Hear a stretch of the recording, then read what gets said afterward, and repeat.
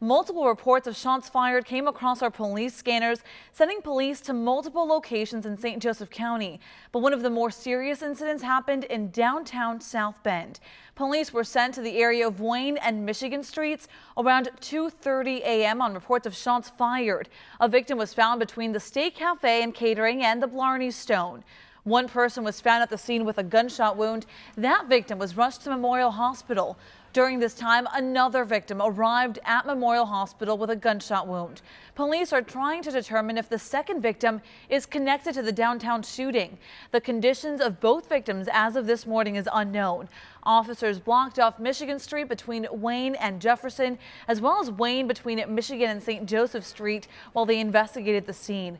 No arrests have been made, and stick with News Center 16 as we continue to follow this developing story. 4 people were shot following a fight over a tax refund check.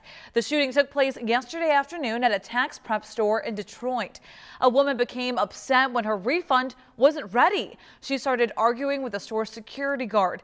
This caused the man with her to pull out a gun. He began shooting inside the store, hitting the guard and 3 other employees. As of this morning, one of the victims remains in critical condition, the other 3 in serious. The gunman was arrested running from the scene. The woman involved turned herself in last night.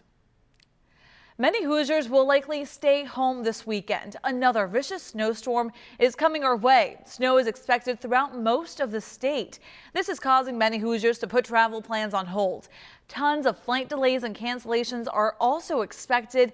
Indianapolis is on target to be one of the hardest hit areas. Indy officials say street crews are prepared for a busy weekend. The weekend gives us a window to have less traffic or not as concentrated of traffic on the road, so we can get to work and plow as much snow as we can. Indy street crews already started pre-treating roads. Contractors are also ready. They'll work on residential streets. And we turn things over now to Gary Siebert to see what's in store for our area. And Gary, sounds like we're not going to be able to totally dodge this storm. All right, thank you, Gary. Well, here is some good news for Hoosiers as we head into another round of winter weather. Indiana's state of emergency regarding propane has been extended. Senator Joe Donnelly made the announcement yesterday. Our bitter winter created a shortage in propane and caused prices for the gas to skyrocket. Having a state of emergency means propane deliveries can continue without limitations or disruptions. The original order was set to expire today. It now runs until March 15th. This is a quote from Donnelly released on the matter. He says, "I'm pleased that a state of emergency has been extended in Indiana until mid-March. This will help provide relief for Hoosier families, businesses, and farmers who desperately need propane to heat their homes and keep their farms and businesses running." Earlier in the month, Donnelly joined a group of 29 senators in writing a letter to the president asking to loosen restrictions on transporting propane to areas with shortages. Again, the state of emergency now runs until March 15th. Looking to become a firefighter? There's a recruitment event going on today. It's happening at the Kroc Center in South Bend. There are going to be 2 sessions. The first runs 9 to 10. The second follows from 10 to 11. Each one will explain the hiring process. Application forms will be provided. Those applying must be between 21 and 35 years old at the time of being sworn in. Applicants must have a high school diploma or GED. They'll also need clean driving and criminal records.